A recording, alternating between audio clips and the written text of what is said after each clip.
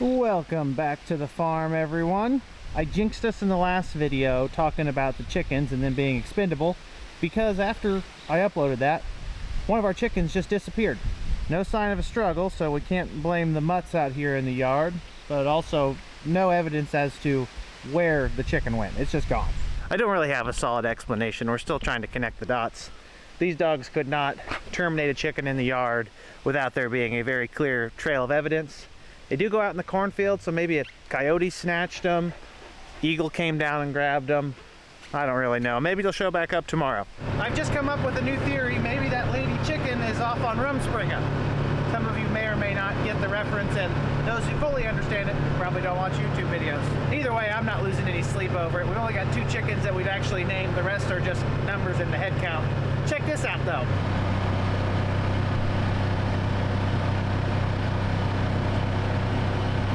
It's the beginning of September. It's a nice, cool 55 degrees right now. High is 70 today. And our March planted soybeans, these Pioneer 34 A98s, I think that's right. There's so many different hybrids and varieties from one company, multiple companies. It's hard to keep them all straight. These things, other than maybe this spot I'm in right now, which has the shade of an old shed and some grain bins, are probably 2 weeks out from harvest. Some spots like this spot, I mean, it's probably just going to be wet when we cut it. You can see way out there on the lighter ground, or actually the lower, darker ground, sorry, they are probably 7 to 10 days out from cutting, which means we probably ought to get our butt in the gear. We've not even gotten the yield checkers ready yet. I would walk out in these again and show them to you. I don't have that much motivation today. They look really good. I'm not going to speculate on yield potential. There's a lot of moisture in here. We've had an inch in the last 2 weeks. It's not quite enough. It is better than nothing, and we wouldn't turn away any more rain. As long as there's color in the beans, there is still yield to be obtained from moisture and favorable weather. Without a doubt, those March planted soybeans will probably be the first thing that get run through the combines. I've heard rumors of guys starting to pick wet corn this week. We really need to get our butts in gear because we got a lot of equipment to get ready.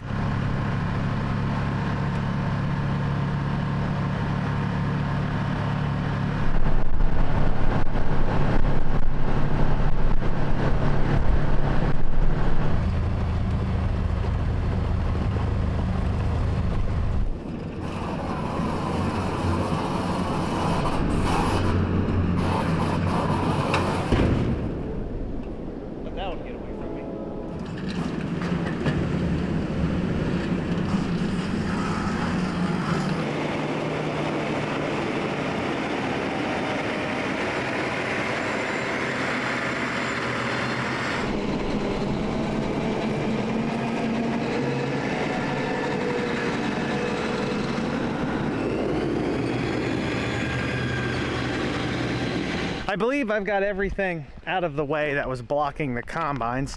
Before I move these, I'm going to proceed to stick my foot in my mouth for a minute or two. Also, don't ask me why the PowerFold hopper is open on it. It was left open last fall when we pulled it in here, and these machines have not moved since we put them away from washing last fall. There's really no reason to move them unless they're in the way. I've got a bit of a complicated commentary to make right now that also contradicts a lot of what I've been saying as of late. Just to give you the rundown, we've got a 2-year-old 780 right here, 2 seasons on it, like 500 and change engine hours, maybe 340, 350 separator hours, don't quote me on that. And then the 670 right here is almost 10 years old. I think it's a 14 or a 15, and it's got 1,950 engine hours, probably 1,300, 1,400 separator hours if I had to take a stab at it. And we're considering making a change.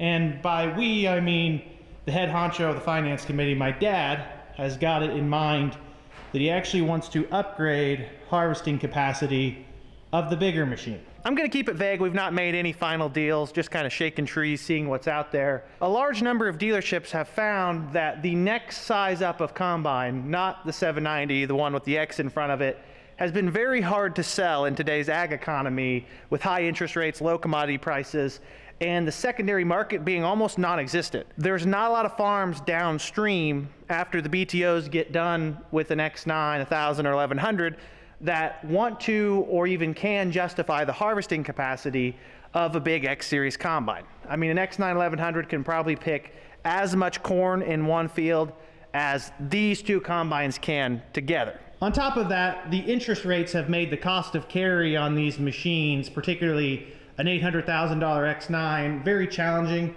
If you look at the writing on the wall currently, and things can definitely change shortly if grain prices rally for any reason, it looks like holding an X9 for a dealership is almost a metaphorical noose around their neck right now, because if they've got that on an 8% lot financing note and they've got it in the book at a $800,000 machine, if they have to sit on that for 2 or 3 years, they could take a $200,000, $300,000 hit, because not only do you pay interest, it also depreciates just over time.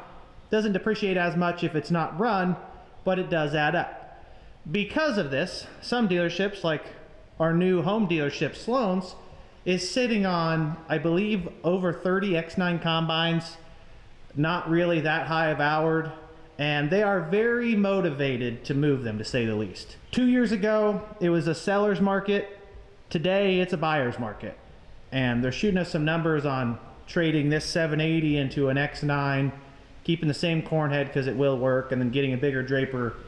And I'll be honest with you folks, even given the prices of commodities, interest rates, it's hard not to consider what they're offering, because those X9s are at a fire sale right now. And they're obviously priced at the dealership higher than what they're auctioning for, because I've seen them auction in upper $400,000 for a 1 or 2 year old X9. If you take the depreciation calculation on that one, you throw up.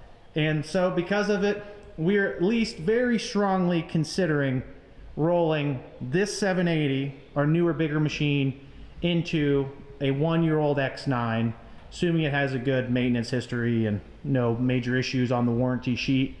The 670 is at a point in the depreciation life cycle where it's kind of hard to justify trading it. It's a good machine. We spent a lot of money keeping it running, upkeep, winter services, what have you. And it actually provides a lot of value as a secondary soybean machine. That logic has kind of led us to think about not going 2 for 1 like some people do. We would just trade the big 780 into a used X9 and then probably keep this for a soybean machine. I hope and pray to the good Lord that Dad doesn't think we need both of them in corn at one time, because that would be a disaster. Disaster for me and the measly 1,300 bushel grain cart, not a disaster for the combines, because they pick an impressive amount of corn together. To summarize the whole point of this commentary, we're probably actually not going to go ahead and service the 780. We're just going to do the 670. The boss has ultimately decided that there will be a bigger combine in its place within the next 2 weeks before we cut those beans. It's just a matter of which one we decide on. Again, this doesn't really change any of my prior commentary on the equipment market. They're offering us a reasonable amount of money for this combine, for it having 2 years on it. And yeah, it's taken a depreciation hit too, but they're so motivated to move these bigger combines that no one's lining up to buy, that we just happen to be the bird of prey sitting in its perch waiting to swoop down, as opposed to where we normally are, which is the prey on the ground waiting to get eaten. The only hard part is that the 780's been a really good machine. Sometimes you get combines and they're junk. Our last one had all sorts of problems. The next one you get is phenomenal. And this one, other than a couple hydraulic leaks, very minor stuff, has been one of those reliable ones. If we do trade it off and someone ends up with it, they're most likely going to get a pretty good, well-maintained combine, minus a few cobwebs that it's accrued over the off-season. Everyone's so doom and gloom on the ag markets right now, they're forgetting just 4 or 5 years ago, we were looking at the same prices, the same oversupply of corn. It does not take very much of a negative turn of events in weather, either in the United States or South America, that has even more volatile weather than us, for grain prices to shoot up $1 or $2 a bushel on corn. And if you added $1 or $2 to the yields we have out in the fields, those X9s that are sitting on the lot at Sloan's would move very quickly. People are just scared because right now it doesn't look good. Maybe right now is the time to strike, or it could be a horrible decision. I don't know. I'll tell you in about 3 years. Oh, I should be able to squeeze this out. Looks like Dad parked it in here. He's pretty good at rat packing things. So many cobwebs. I don't recall there ever being this many before. Over my face. Hopefully it starts. It's been sitting here for a while. Wow. Fired right up. We've also got to check and make sure it's not strapped to the door. Occasionally, things get strapped to the door as a safety measure if there's a big wind coming. Looks like we're unhooked. That'd be expensive if I ripped those off. Although I'd almost guess that the straps would break before the door would break or the handles would rip off. Who knows? Let's see how many hours this has. 1950 and 1350. I was spot on. That spread, I'm not going to say is normal, but you're never going to have as many separator hours as engine hours. Separator hours is when the separator's on, right here, this one. Engine hours is when the combine's on. Those engine hours add up pretty quickly when you're driving down the road, when you're working on things, you're letting it cool down to a parked region, you name it. Separator hours typically are only on when you're harvesting or doing some of the slower parts of maintenance. I'm being a good boss and letting it warm up a little bit since it's been sitting for so long. The complicated part about the trade is a lot of people would say, well, why don't you trade 2 for 1? And in today's market, we probably actually could trade these two into a 1-year-old X9 1100 for even money. This is maybe worth $140,000, $150,000 at this point. That 780 easily worth 400 plus, probably 450 in the open market. Yes, I know things are auctioning for much less than that, but that's not a fair representation of what things are actually worth. People are just trying to quickly offload things because of the interest I mentioned. As of right now, Dad does plan on keeping the 8-row corn head for this machine. It does not sound like a great idea. If anything, we should go ahead and trade it off, but for some reason, he's head over heels about having the second corn head. Probably better to just throw it in equity into the other bigger machine. We're gonna keep the 12-row corn head. A lot of people run them. It fits our planter. I know 16 would be better, but we ran an 8-row on that 780 for a year or two, so we get by with it. Oh, I should have folded the ladder in. That wouldn't have got us very far. Just stop if you hear any loud crunching noises. There's no award for getting out quick, but there is definitely a penalty, which is your insurance deductible, for hitting something. The most cost-effective thing for us to do would be to just keep the combines we have now, not spend any money, because you don't have to spend money. The unfortunate duality to that is that regardless of whether or not you want to spend money, machines do get age on them, and if you get an opportunity to upgrade into something with higher capacity, might be worth considering. You will know soon enough whether or not we make any trades.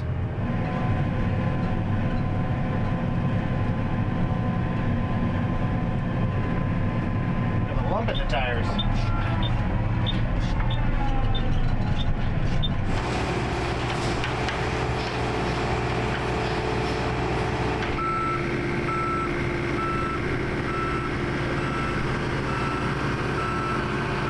You had to pick a windy day, didn't you? There's no other day to change oil than a windy day. It's right here, Chris. This little Here, go ahead and front of the wheel. Got it under there? I hope. Here it comes.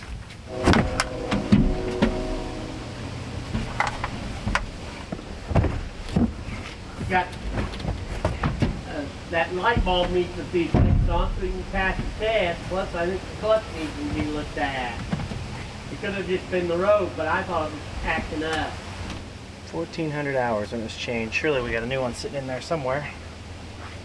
500 engine hours, that probably needs replaced. There was, in fact, a brand new one.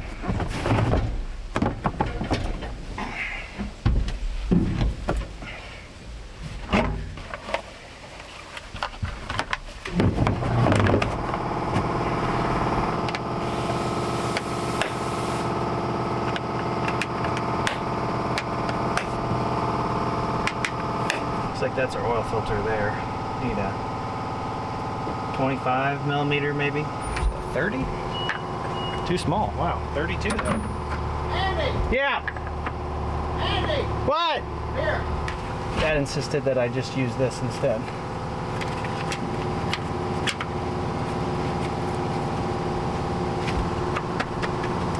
I think the wrench would have been easier.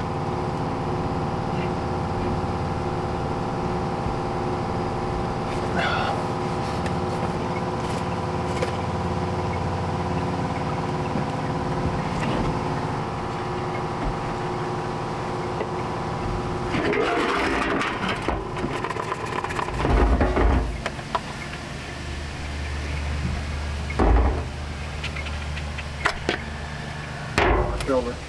Yeah.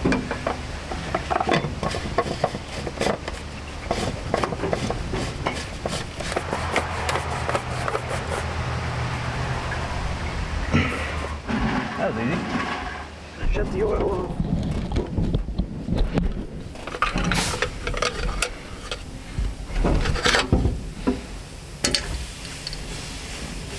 7.3 gallons according to the manual. Still working out of barrels right now, but we are getting set up to run bulk oil from Sloan's. They have a truck that comes by, I think it's like 150 gallon minimum, and it's actually cheaper than buying it in barrels. So might as well do it. We had to pay for the equipment to do it.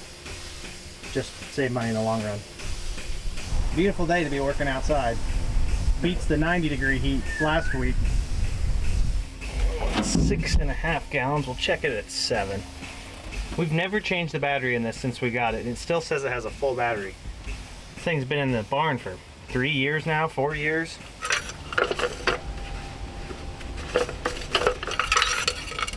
Definitely a little bit on the high side. Maybe if we started it, maybe put a little bit in the filter and then we'd be fine. Yeah.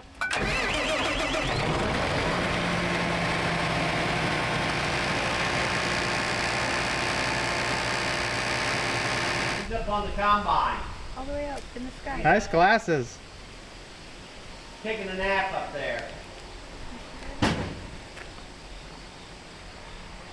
Hey Graham. Got Dad a Milwaukee grease gun for Father's Day. Then I had to commandeer it because mine quit. And it's hard to grease things without a grease gun.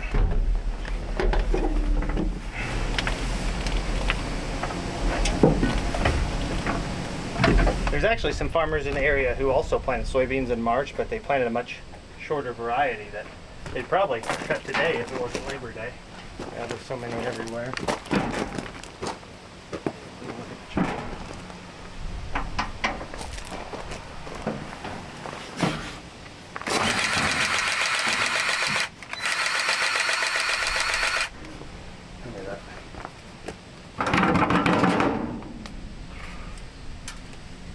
Want to go ahead and shut the grain tank?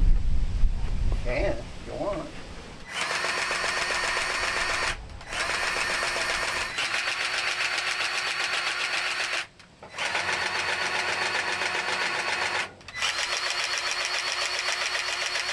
The 670 is almost 95% service, greased, oil change, filters changed, cleaned out, tightened the feeder house, tightened the clean grain, and then the tailings deal here, I don't even actually know what that's called. The tailings paddle auger is loose, so we're going to take a half link out of it, but we don't have a half link, and our John Deere dealership's closed day because it's a holiday, so she may be sitting there till tomorrow.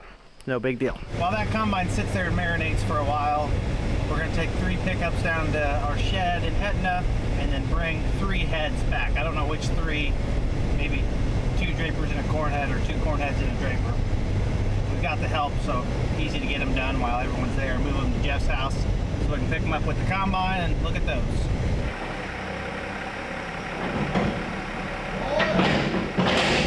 No, you're good.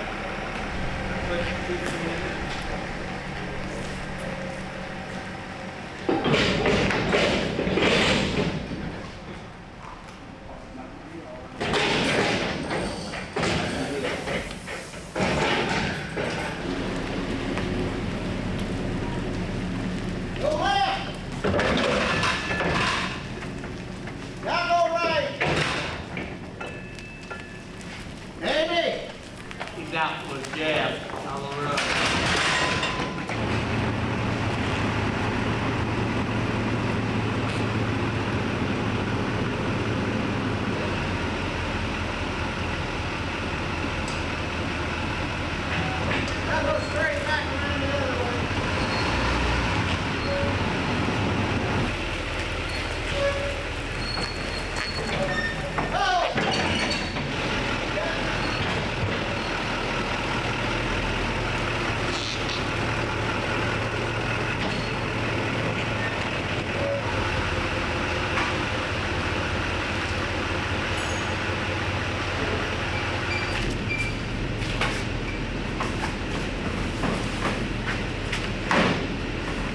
I need to rotate the tires on this car.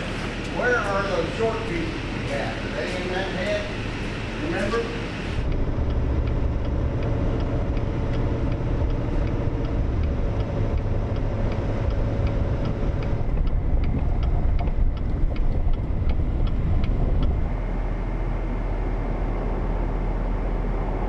A little bit heavy for that truck.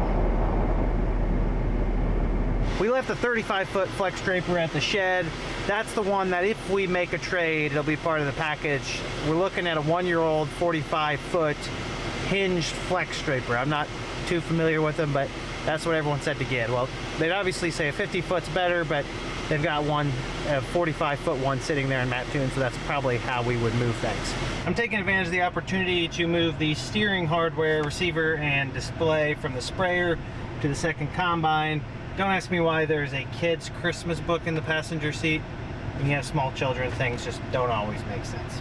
This is the RTK receiver. You can tell because of my permanent marker here on the back. It looks like if we do trade into an X9, the options we're looking at all have the integrated receiver that you can't move around. So we're just gonna go ahead and put it on this combine. Oh, I'm a little rusty.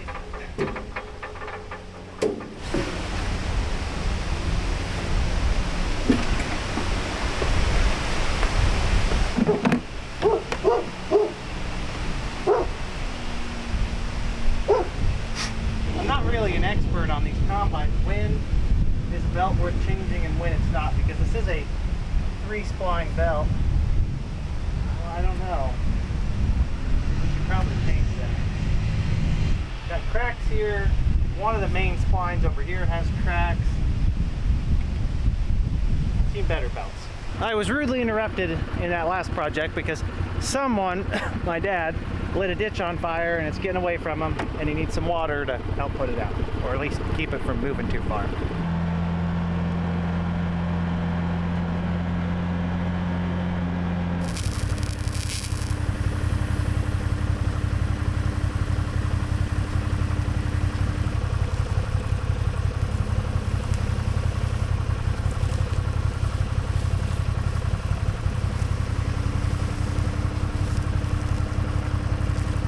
Poor planning on my dad's part right there. Strong northern wind, nice dry waterway headed south. Stopped at about 100 foot in. Still burning a little bit, we'll get that taken care of. That smoke's hard on the eyes. At one point, it was like I was crying out there. Yeah, what do they say? It's hard to find good help. Woo. That's unfortunate. For a minute there, I thought I was gonna be able to make it a whole week without showering, but I didn't even make it today. Oh, darn it. I needed that harness, didn't I? Is there an extra one in here? No, we don't. I had to run over to Dad's and find one of these. The one in the Haggie's tied up into the roof somewhere, so I can't just take it. The goal is to put it in a spot where you can't see the cables. Looks good there. See if we've got communication. My favorite part about turning it on to see if it finds it is when it tells you need to turn it off so it can find it again. We have liftoff, except for looking for a NORAC height control system that you're not going to find on a combine. How do I change that? Layout manager. I feel like I'm backwards on this. Okay. I think that's all Katie runs in this combine. Looks like we're good. Don't understand why the head looks like it's 30 foot in front of the combine. Equipment. Probably because there's not a head on. When the head hooks in, all goes through the CAN bus, maybe it'll communicate that it's not in fact a quarter of a football field ahead.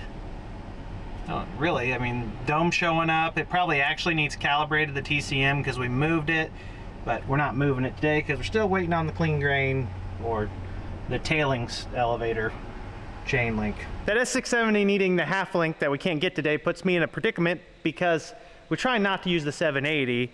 I could drag it out and start working on the heads. I'd like to be able to run the heads. Seems to help the maintenance process a little bit, and obviously you got to pick them up and put them down. It's capable of that. We'll have a firm answer by tomorrow on the X9 possibility, and then we'll have the half link as well. So that's probably gonna make me stop for now because it's a holiday. I shouldn't be working in the first place. We are because it's beautiful outside. I'd rather work on a holiday when it's 60 degrees than work last week when it's 95 degrees outside, miserable. It's been a productive day. Not that we've done a whole lot. Wait and see what tomorrow brings. I think I broke one of them off. I don't know, I'll come through then. Yeah, it did.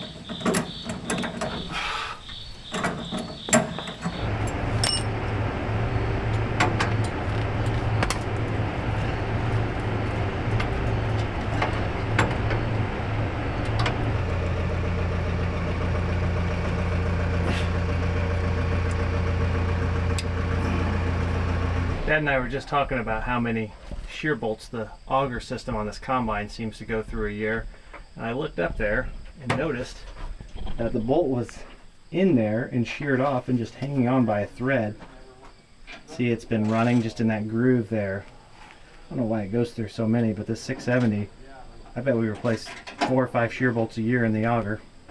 Servicing's done. Time to grab this corn head and make sure it's going to work for the year. Hope to never see it hooked up in the same field, especially if we trade for an X9.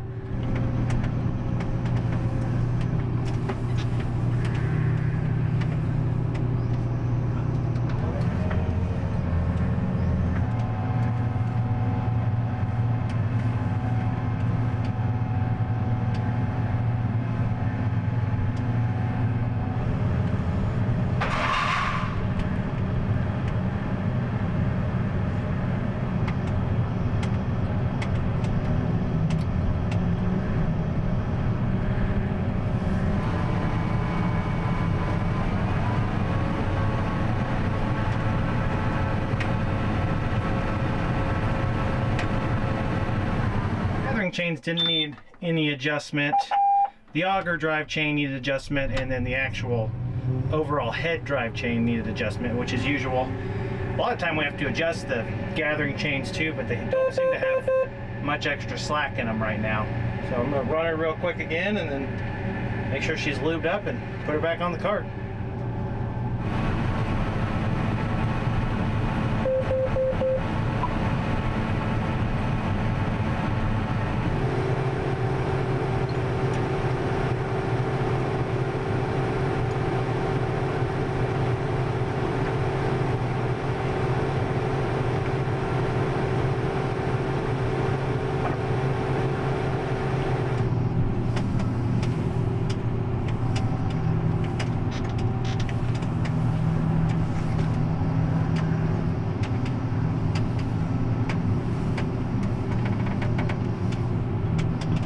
Putting corn heads on a trailer is a special kind of frustrating. They don't line up as well as the drapers. Did the 8-row corn head, now I'm going to do the 30-foot draper. We will probably wait on the 12-row head because if we do get the X9, they have to make some adjustments to the feeder house area, so we might just wait to do all that. The drapers are just so much easier. Had that one hooked up in about 30 seconds. Corn head, more like 30 minutes. Not literally. Takes a couple more minutes. It's hard to get them lined up right. Wind is out of the east, which is the direction of the bins, or blowing from the bins towards us. So I'm gonna go ahead and run this, limber her up.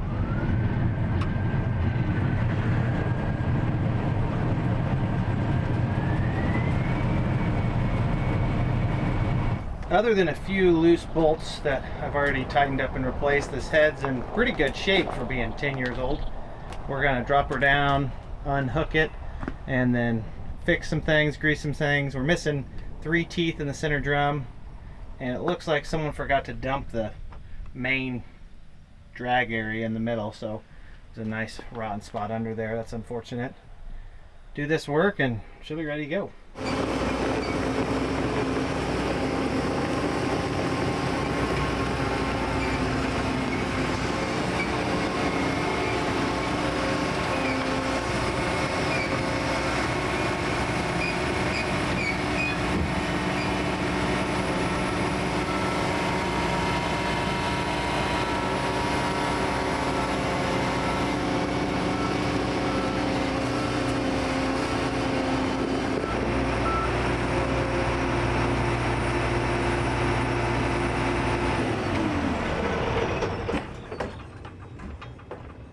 been another nice day to work on stuff. I've been working on the combine, working on the draper, obviously just started, the corn head. Jeff's been washing, waxing, getting the oil off of some of the tractors, because when you do a lot of field work in May, the roads are hot, and those hot roads sure are. I don't know why I'm getting that. Get out of the way. Those hot roads in May are sure good at spreading road oil onto your hood, so he's been getting that off, waxing. And then Dad's been doing some assortment of everything. And Chris is mowing right now somewhere.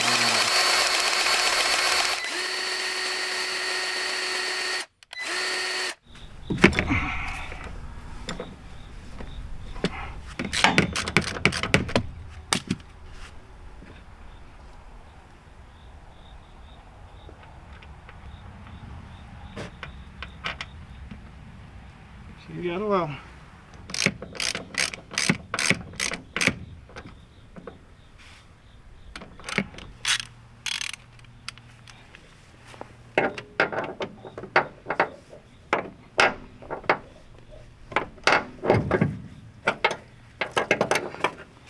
So come look at this gearbox real quick. Why, is it low? Well, it didn't run out. I think it's right there, but Where is it? Hole. down there. What's the drain plug? This is the one you check. Huh? That's the one you check. Well, if that's the drain plug, then it definitely needs oil. Probably gonna get some more and put it in and see what runs out of it. What does that take? It's right there on the 80W90. What do we got back home? We win. That's enough.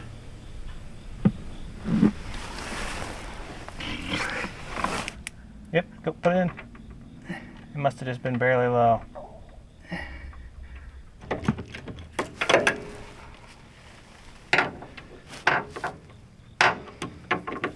Other than adding oil to that center gearbox, everything was pretty up to snuff until we saw the bushings were worn out on this gearbox here, and it was just wiggling around.